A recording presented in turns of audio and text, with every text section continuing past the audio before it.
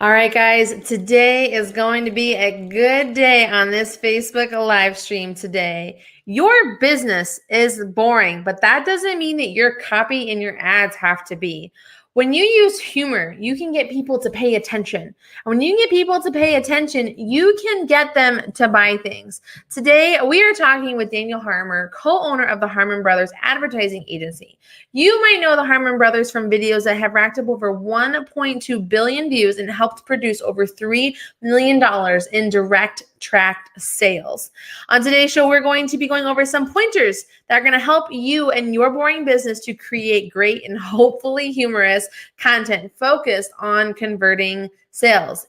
And we're going to be giving away a copy of the Poop to Gold book, a wonderful best-selling book by the Harmon Brothers about their marketing method. Stay tuned. It is time for the Marketing for Your Boring Business live show and podcast.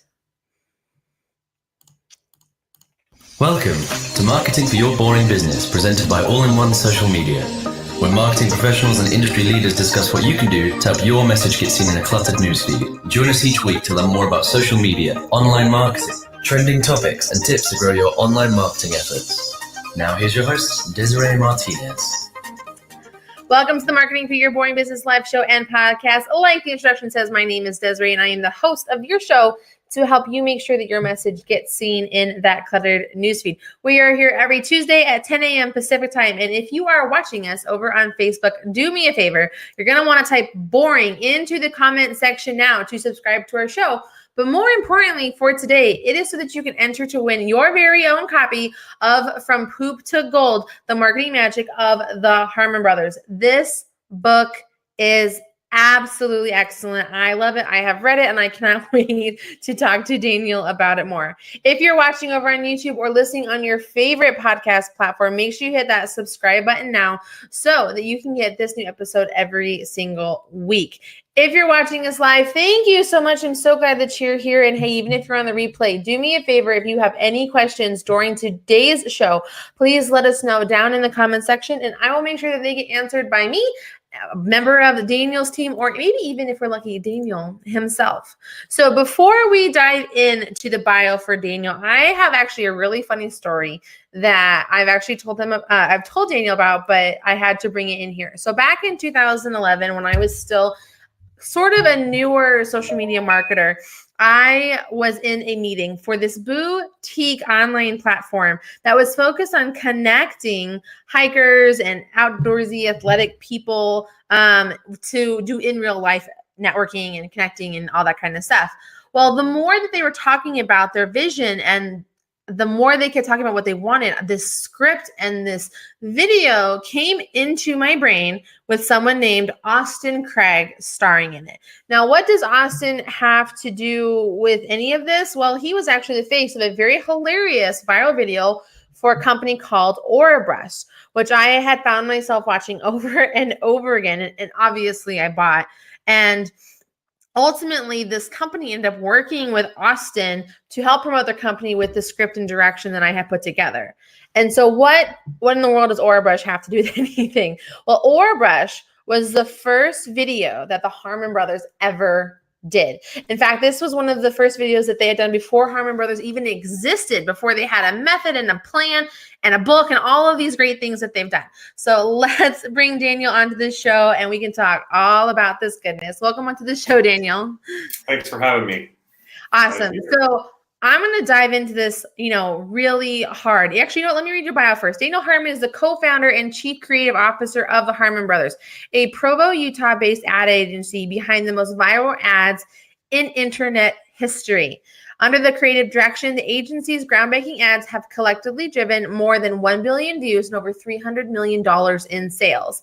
In 2013, as the co-founder of the Harmon Brothers, Daniel has helped write and creatively direct campaigns for Poo Pourri that revolutionize the way that products are marketed. They've also done things like advertising blockbuster commercials like Squatty Potty, Purple mattresses, Chatbooks, Fiber Fix, and of course, Poo Pourri. He's also the host and creative teacher over at the Harmon Brothers University, a new school for creators seeking to learn the Harmon Brothers method. He also believes his greatest accomplishment is being married to his beautiful wife and raising their wonderful 6 children. So Daniel, What do you think it is about humor that makes people want to buy things? That's a great question.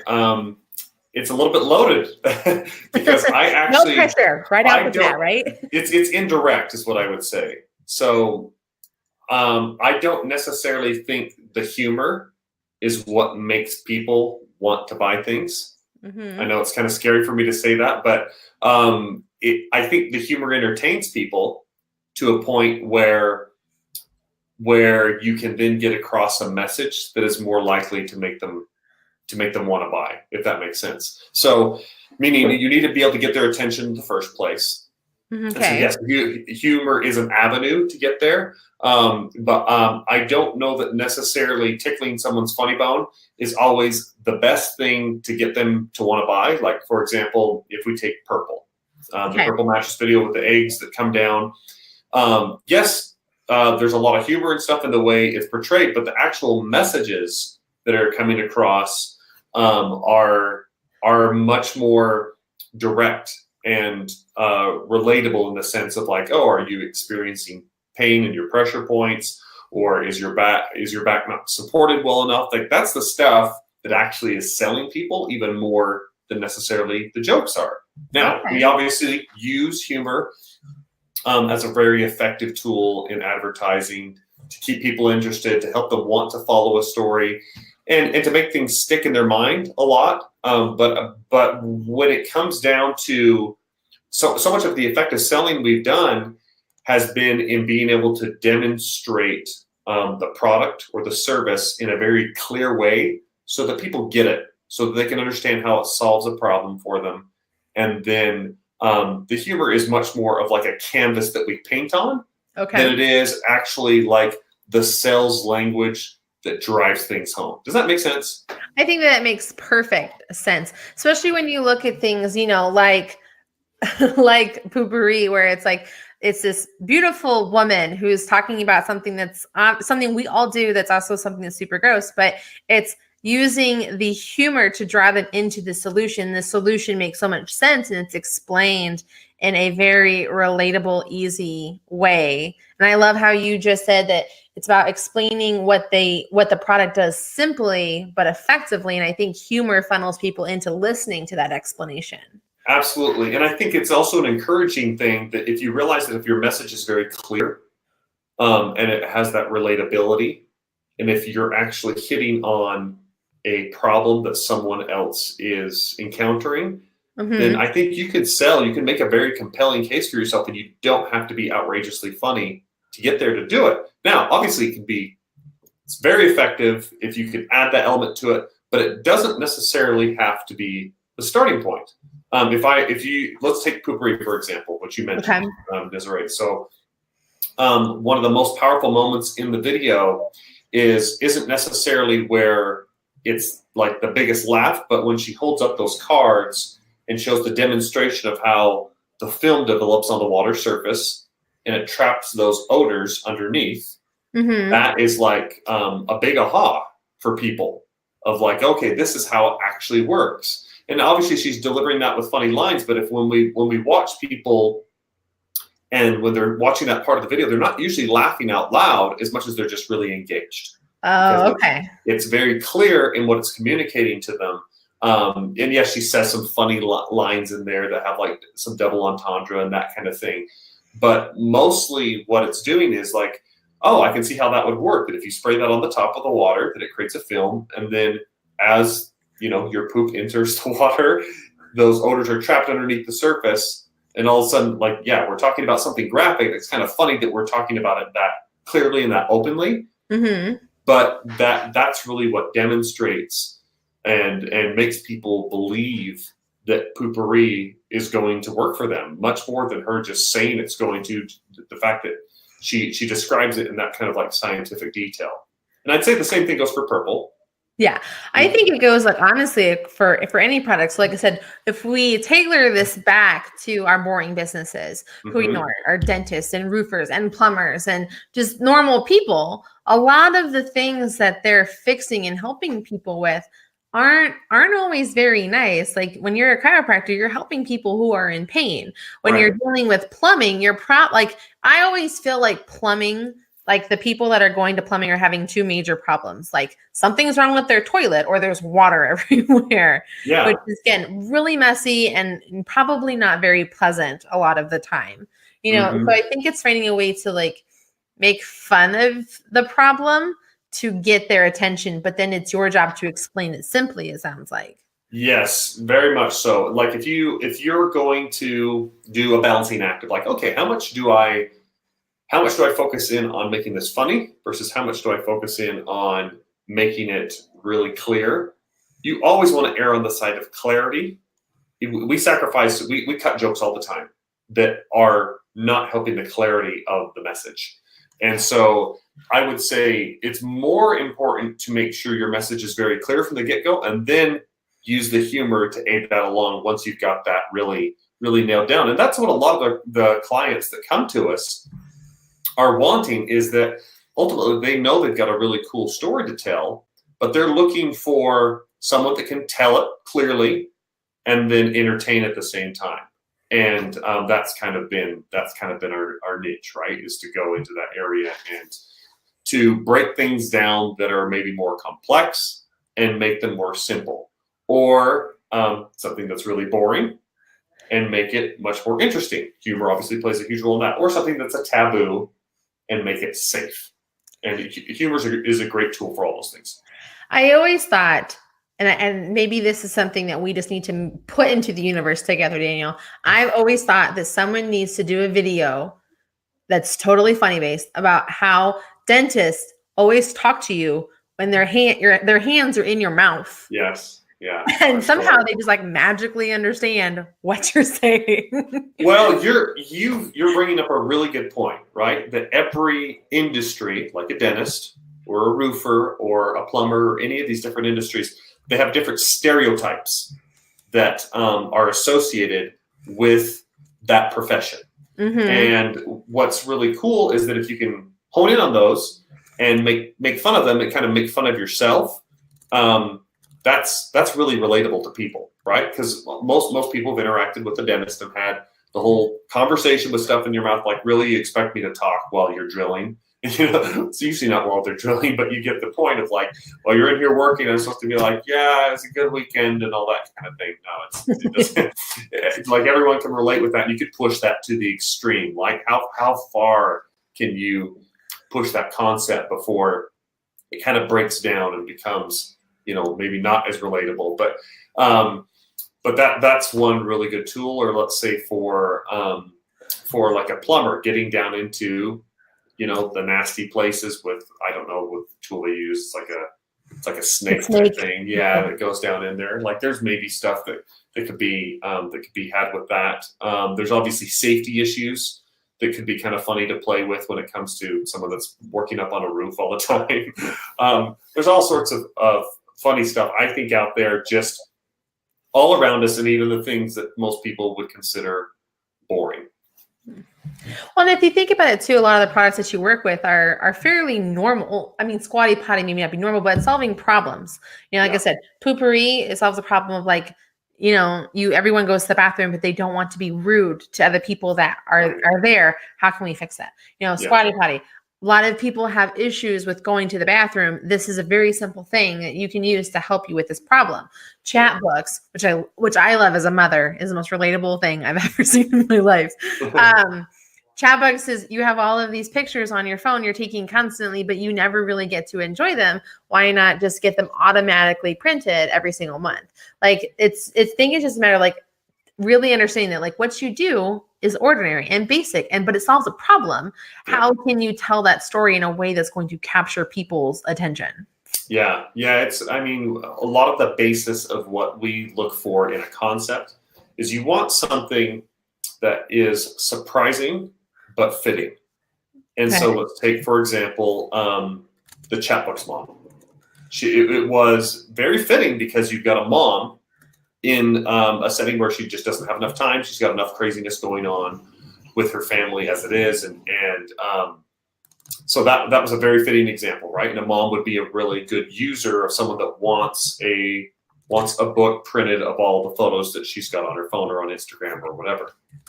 But it's also surprising in the way that we dealt with it, because we really dove into kind of the craziness of mom life, and pushed that to the extreme. So, for example, starting out in a bathtub where she looks like she's taking this relaxed bubble bath, but really she's timing her son holding his breath, because that's a cool thing for him. And then, she's all these craziness going on in the kitchen where she's pulling, forks and stuff out of the disposal, speaking of a plumber. There's this hedgehog down in the sink and stuff that her son's lost. Like, she's having this moment of frustration with the computer where she just is literally taking a hammer to it because she's so sick of, trying to format her photo book all perfectly. So all these things are kind of add an element of surprise, but they all kind of have a little bit of a basis in reality.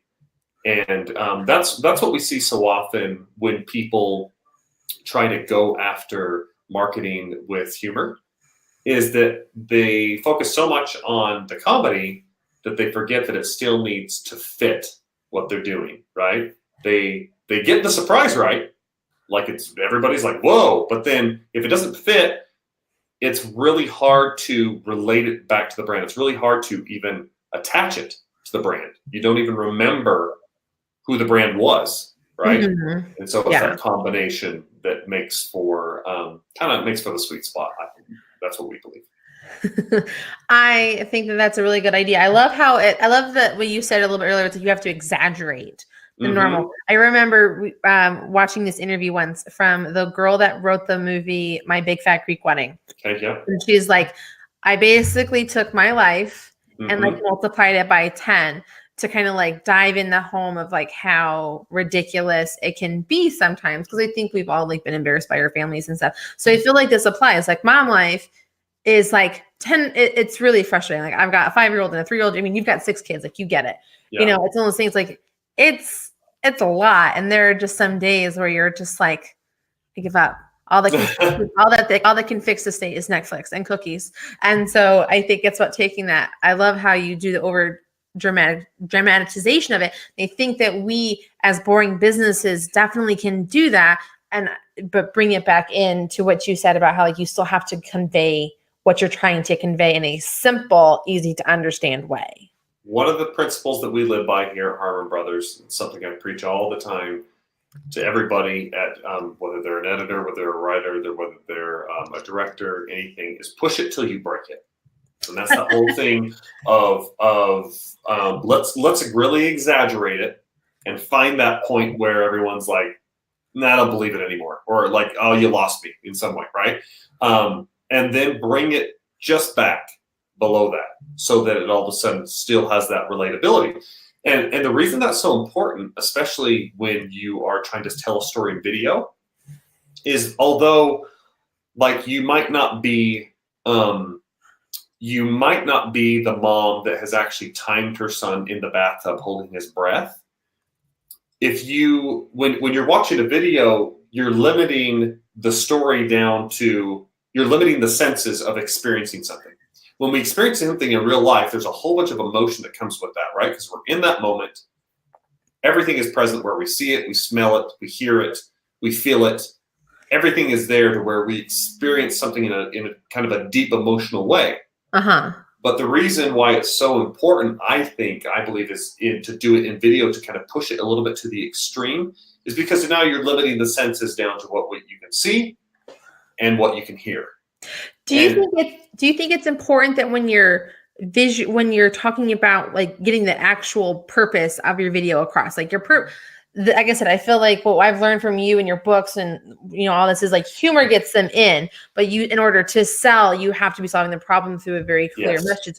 Do you think that? And one of the things I have seen in all of your videos is you guys very clearly illustrate how it works. It's almost like it's like you step away from like the person and the action and the environment, and it becomes a literal frame by frame illustration showing how something works. Yes, you're bringing up a really good point. So why do you think it is that you have to have? Why do you think that works? What is like what is like your humor selling psychology around that sort of like really start conversion? So a lot of the basis for that is when I was doing summer sales. I was out in St. Paul area at the time in Minnesota, and I was selling alarm systems door to door for an ADT authorized dealer, and we had a sales trainer come out and basically give our office a rundown on like, okay, it was a very complex sell. When you're dealing with an alarm system for a house, there's a lot of elements to it. There's door sensors, motion sensors, and your panel that you run everything with, and then you activate it with your key fob and all this different things. And it has to call out to the local emergency first responders and all those types of things. So it was a very complex sell that we had to simplify. And the salesman said to something that stuck in my mind forever, and this isn't anything exclusive to Harmon Brothers, but he said, the confused customer never buys. So if you don't find a way to get the message across very clearly to somebody, doesn't matter how much you entertain or whatever, if people feel confused as they go to your website or as they're calling you on the phone or whatever it is, they are going to be much less likely to pull up their credit card or their checkbook than if they just feel like they're clear. Because then if it's clear, they just have to say to themselves, oh, I get this. Now I just have to decide, is this, visit from the plumber worth $100 to me? I don't know. I'm just pulling numbers out of that might be a lot more. But if they understand exactly what's going on, then it's just a trade-off of value. Oh, is that worth it for me or not? But if you're sitting there saying to yourself, this might be worth it to me, but I don't really understand if this is going to provide this value, then people are just like, I don't want to mess with it, and they don't want to deal with it. No one has that kind of time.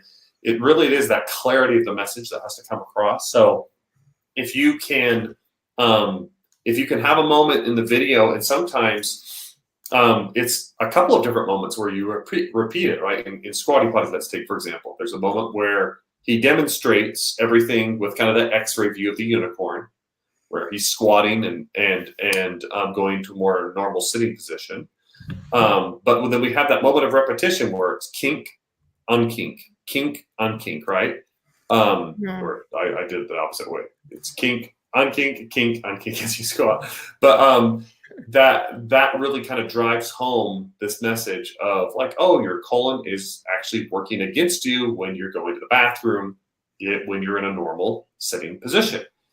And so, yes, you really kind of, like you said, almost have to break things down in kind of a frame by frame way of what you're doing so that it's very clear to the customer.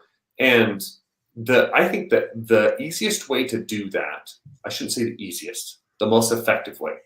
Nothing worth doing is very easy. But the most effective way is to, like, if you write a script, then you read it to somebody. You want to get somebody that doesn't like know your business, that doesn't know what you do, and ask them, is this clear? Is there any part of this that confused you?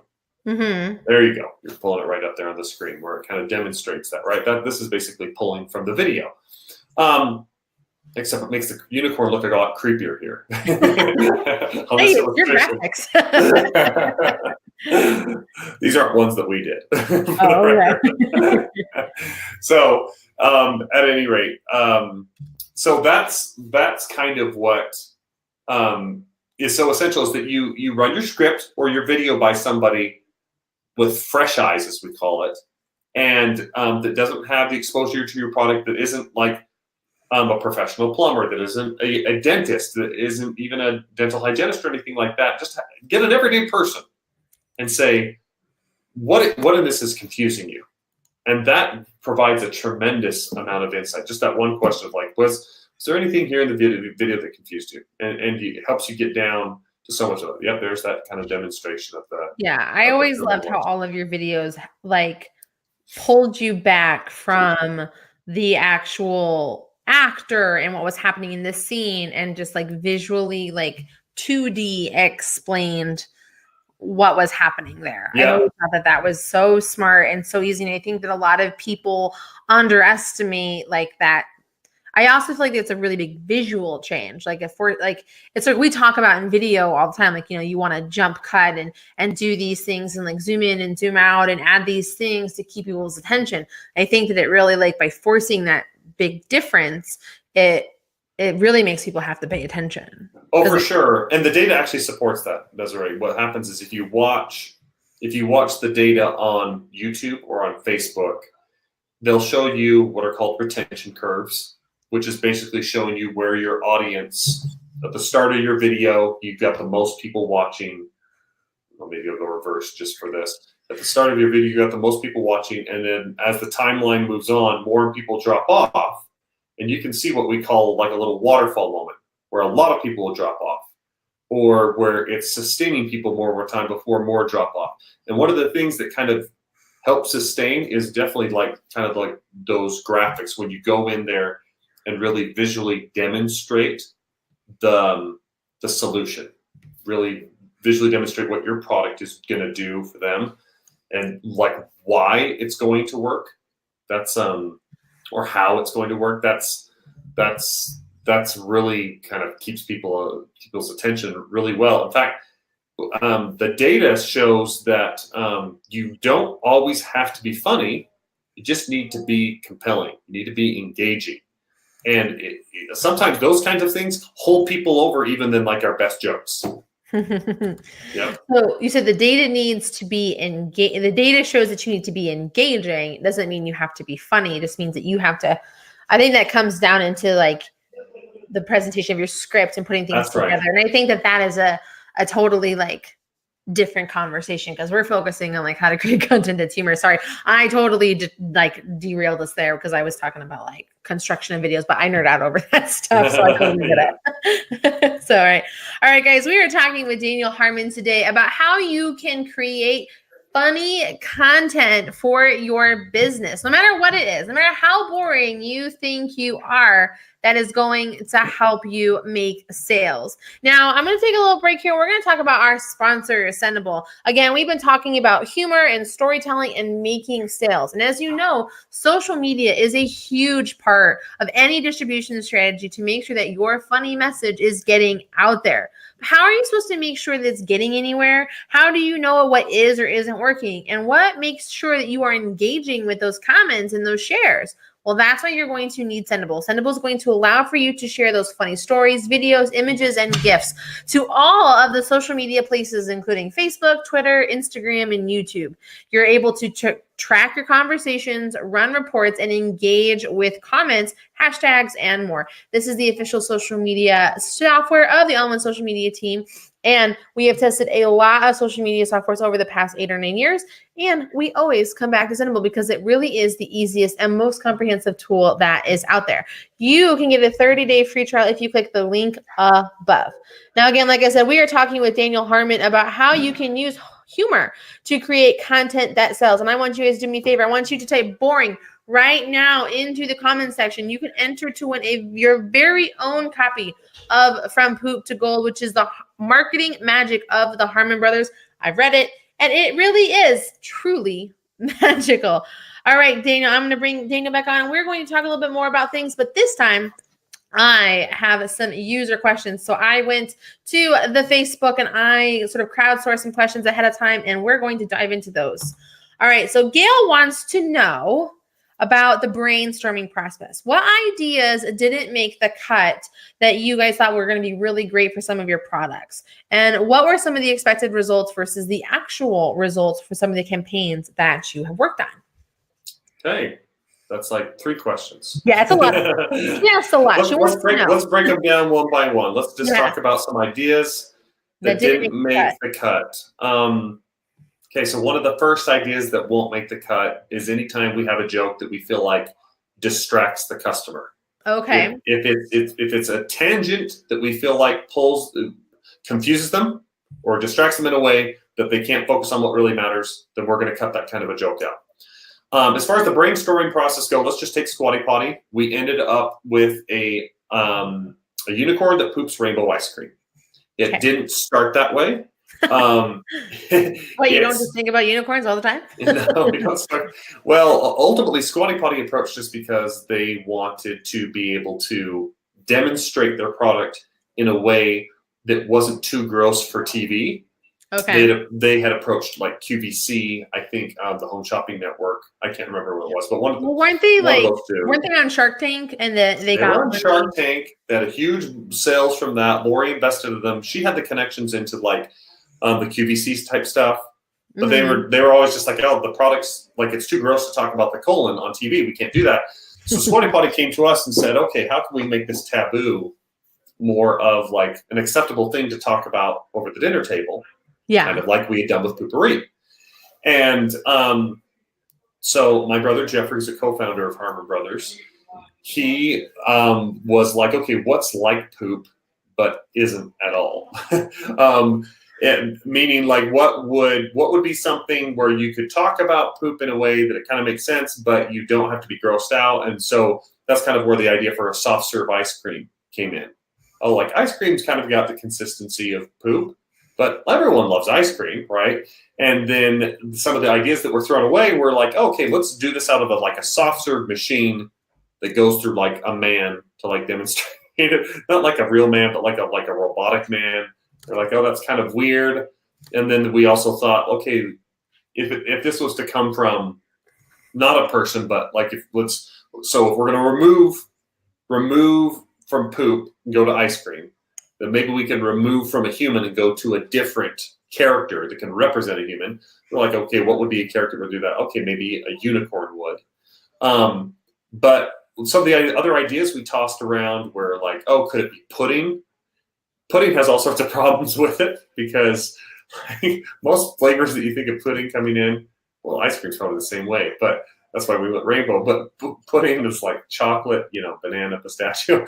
As you can see, any of those colors would have problems. Exactly. When talking about poop. The other one was we thought about using a really well hedged bush that looks like kind of the thinking man position and having like a hose that runs through it to represent the colon and showing a kink and an unkink of a hose and water flowing through. But then it's like water isn't really poop. It wasn't a directive enough of a comparison.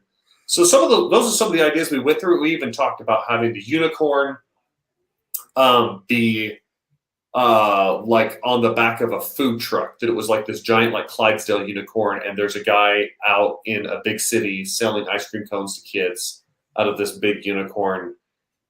All these terrible things that we thought of did not make the cut. And ultimately that's why when our lead writer brought in the idea of like, okay, if it's going to be a unicorn, then we need to be in a fantasy world. Okay. And it needs to be a prince. And that's where it all kind of fits together. And so those are some of the things. How long do you think it took to come up with that? Like, obviously, I'm guessing a serious amount of time, like going through all these iterations. Yeah, it was, we had been sitting on that idea of basically the metaphor of an ice cream for poop in some way for probably, before we came to the writing retreat, we'd probably been kicking it around in one form or another for at least 3 weeks, maybe a month. Oh, wow. Yeah. So and I don't know how long it, guys. Go ahead. Sorry, what was that? So these things don't just happen. No, they don't. And I can't remember exactly. It might have been like 3 weeks, but yeah, it was a number of weeks where I was kind of working on my script. My brother Jeffrey was working on his, and our lead writer Dave was working on his as well. He was the one that brought in this idea of let's put it in the fantasy world. Let's have the spokesperson be actually be a prince. There are a lot of problems around the spokesperson being the unicorn, right? Like if you're going to have a puppet, like how much are people going to watch a puppet for a full, 2-3 minute video? And so we ultimately wanted that to be a human of some kind. And so there's a little bit of the process. That's some of the ideas that didn't make the cut. We've basically gone through that same thing with every single one of our videos, like where there's been a bunch of things that didn't do it. Okay, what was the expected result versus the real results? Okay, the expected result with Squatty Potty was to, if we're just going to stay with that, was to be able to make it's safe to talk about colon health, right? Okay. Of pooping posture.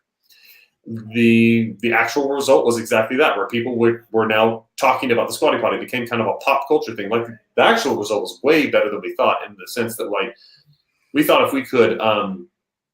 if we could spend money behind the campaign, that we would kind of like Aura Brush. Aura Brush, I think, has somewhere over like 25 million views, but those came over the course of like 3 or 4 years of spending against that. We thought maybe we could have a similar type of result like that with Squatty Potty. Squatty Potty, the actual result was 25 million views in 1 week. Yeah. Like blew our minds, right? In the way that it went viral, got picked up all over the press, all that type of thing, like completely changed Squatty Potty's world, changed our world as well. And so that was a huge deal. Like we wanted to be able to show them that we could. I think we were hoping to kind of like double their sales over time.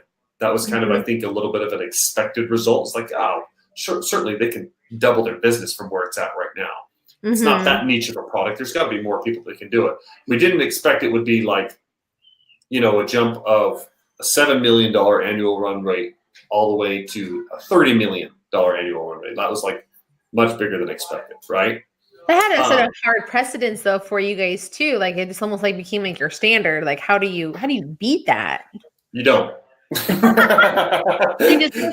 that's actually really good. Does that mean you go into every new company or product like knowing like this is why it's important to identify what results we want, and anything beyond that is just very much so delivery. Set the proper expectations out of the gate.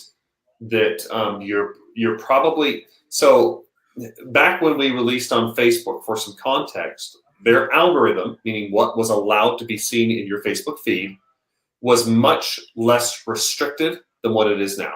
Oh, and so something like Squatty Potty could be shared all over the place as an ad, but without being held back. Whereas now Facebook, they make their money based on advertisers like us spending to have that video in front of people's eyeballs. Yeah. So if they just let everything go out there just the same, any advertiser's content be treated the same as like if you and I are posting as friends, then their business model, you see how that can kind of break down for them. They make money by people paying to be in front of other people. Just kind of like on TV or anything else, right? And so the algorithm no longer allows for stuff to go viral in the way it did before, like at least from a business that could actually spend some money behind it, right? Yeah. There are exceptions. There are rare exceptions. We usually say don't go for viral. Make it good enough that it doesn't have to be viral. And that's what we tell our clients right out of the gate is like in traditional advertising, if you do a campaign like a 25% increase in sales, that'd be a very, very strong campaign, right? Yeah. And obviously we're approaching a lot of businesses that are in a different stage of growth. And so they're wanting something more like some of them are looking to increase sales by 50% or as much as like 100%. But if they've got expectations of going like, Squatty Potty kind of level, Purple kind of level, we usually are just like, you know what? It can happen, but we're not going to guarantee that at all. Much more predictable, much more sustainable would be this kind of a thing. And that's usually how it ends up panning out. It was like when you do marketing campaigns, you're not usually looking to have a grand slam. Yeah. If you can get on base, that's awesome, right? just concentrate on those base hits, and that's great. Then that means you brought back in at least as much money as you spent, if not more. You've grown your business incrementally in a way that makes more sense. It's a little bit take the pressures off of yourself to explode like that, because most people can't even really handle that kind of growth, especially if it's talk in terms of plumbers and roofers and dentists and stuff. You can't have 20 times your customers walking through the door the next day. You just can't even handle that. You're not set up for it, right?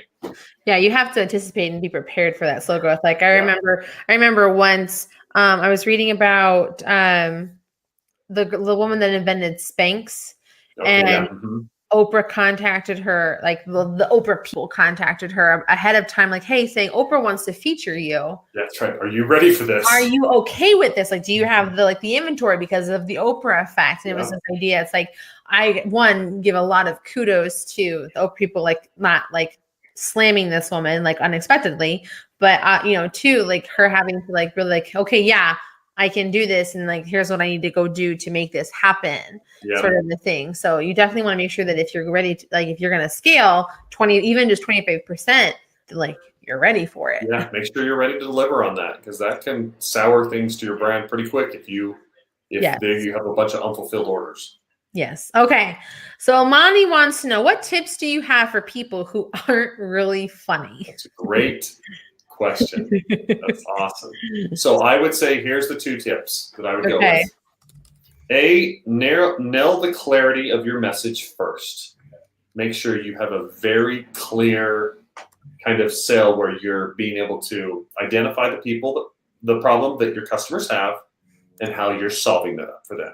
Get that all really clear first, and you might already have enough traction out in the marketplace that you have signals from customers of what that is, what that message is. So that's step 1. Step 2 is find someone funnier than you are. And okay. No, I'm dead serious. Something or someone. Someone. I would find someone funnier than you are. Okay. And hire them to come in and spice up your script. So that is the Aura Brush video. My brother Jeffrey had written like the backbone of the script. Someone. I would find someone funnier than you are. And then he came in. Well, he approached his roommate, who was really funny, who did stand up and improv and that kind of thing, and had him come in and funny the script up. Okay.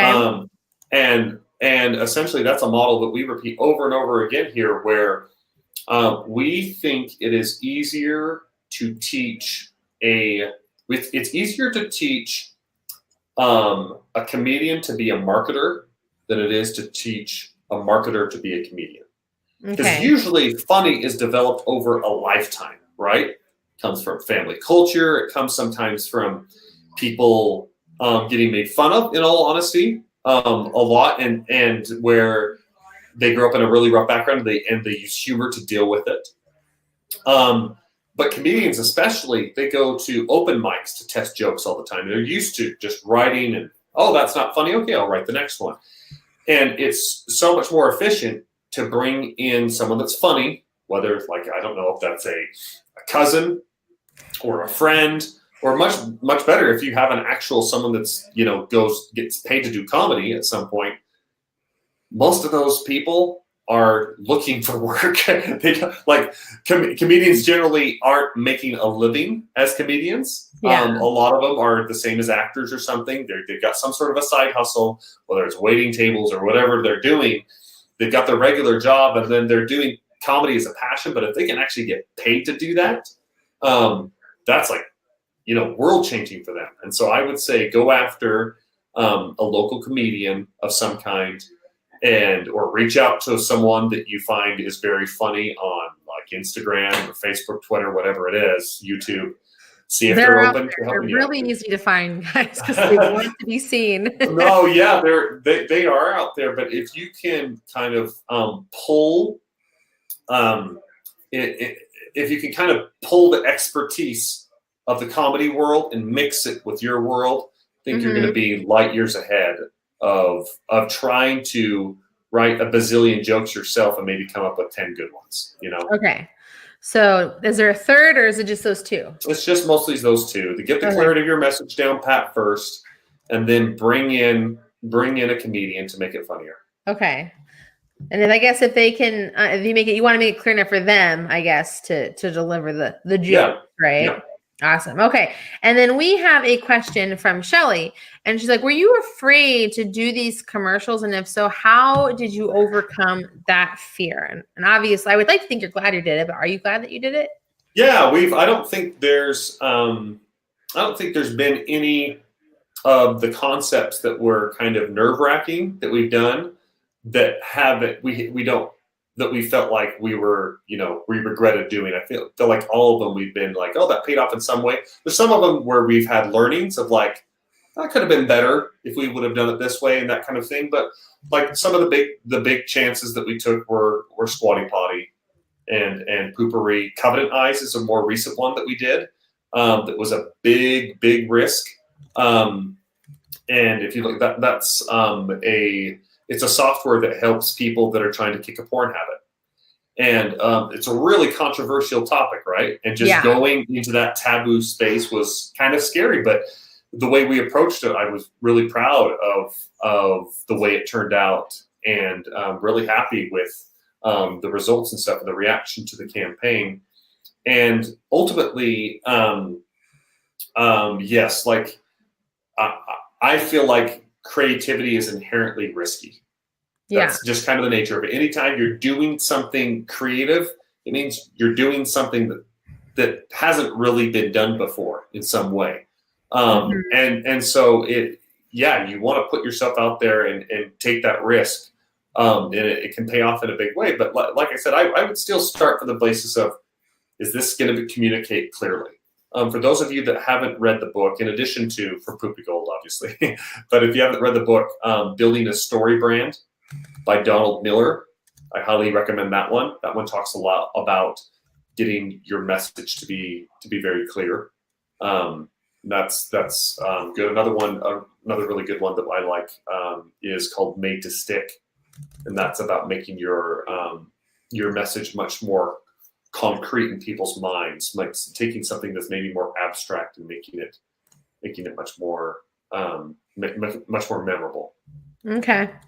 So I have one. I would like to know, as a marketer myself, who's always in the space of creating other marketing content for other people, how do you keep telling your message? So I feel like with Squatty Potty and Poo Pourri and Purple and stuff, you keep using that commercial over and over and over again. Like it still works like 2 and 3 and 4 years after. I know that Poo Pourri actually did a second round a few years later with the same thing. I think they had like new smells or something.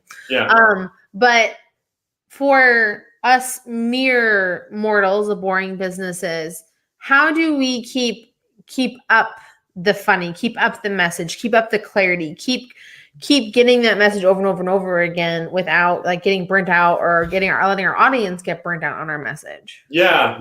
You need something fresh to say, right? So there's a couple different ways. Sometimes you have an ad that you will address the topic with a slightly new twist on it.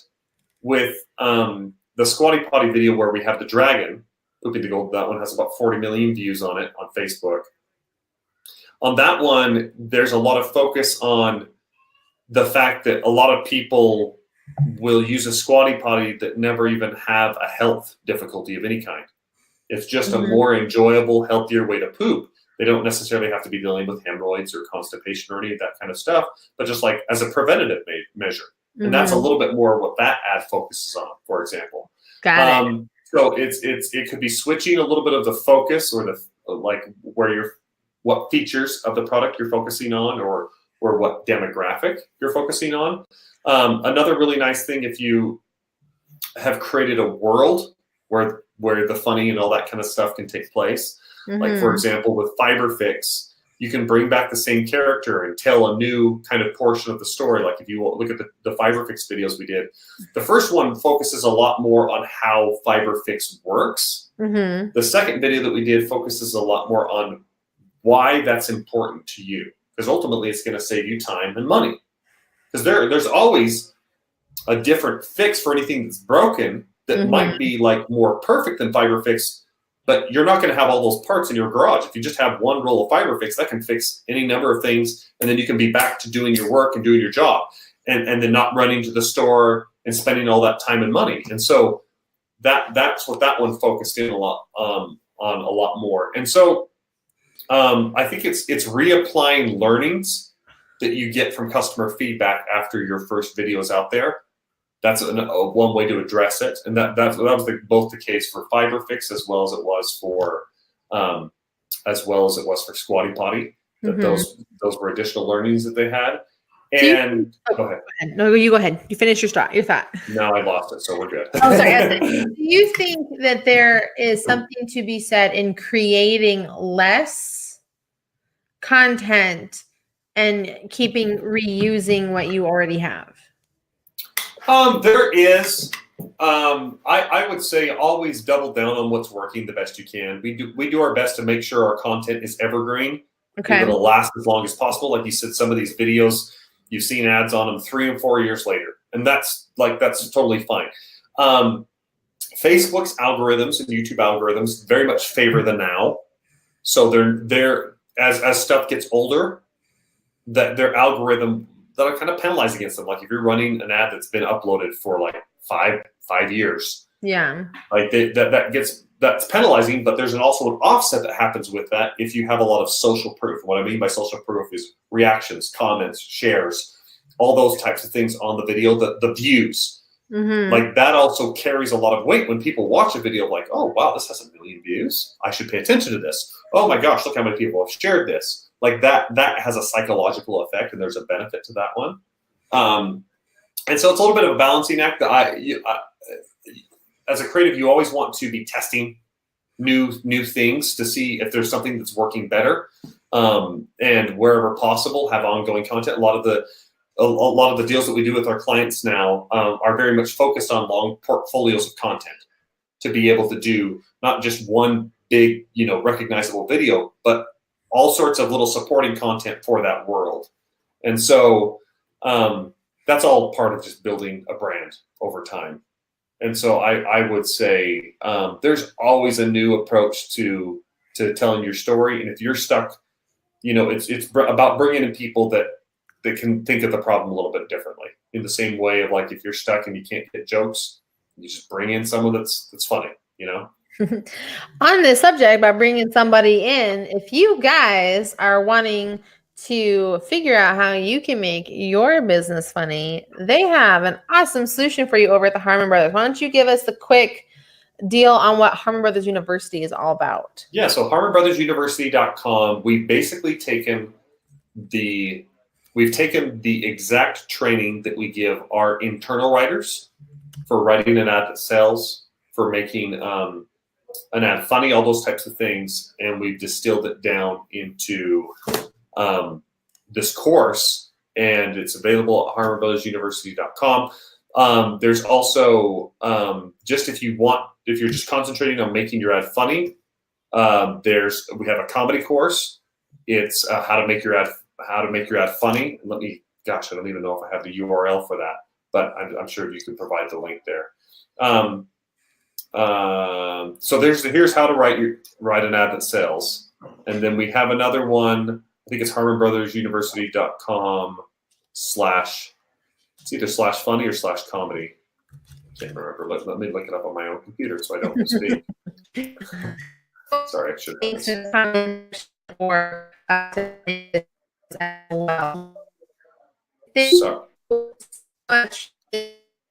Sorry, you're breaking up. Sorry. Thank you so much for taking time to talk with me today. Oh, yeah. Daniel, it was awesome. I think that you gave us so much great information. And guys, if you want to learn more about Harmon Brothers, check out Harmon Brothers University, as well as follow them over on Instagram at harmon.brothers. They're always doing really great stuff. And they have a really awesome new podcast called Poop to Gold that you can check out as well. Thank you again for being on the show, Daniel. It was awesome. Thank you, Desiree. All right, guys. And like we always say in military life, it's never goodbye. To see you soon. So until next time, we'll see you soon. Thanks for listening to Marketing for Your Boring Business. If you like this episode, please leave a review on iTunes or share on social media. One more, subscribe to Marketing for Your Business by all on social media.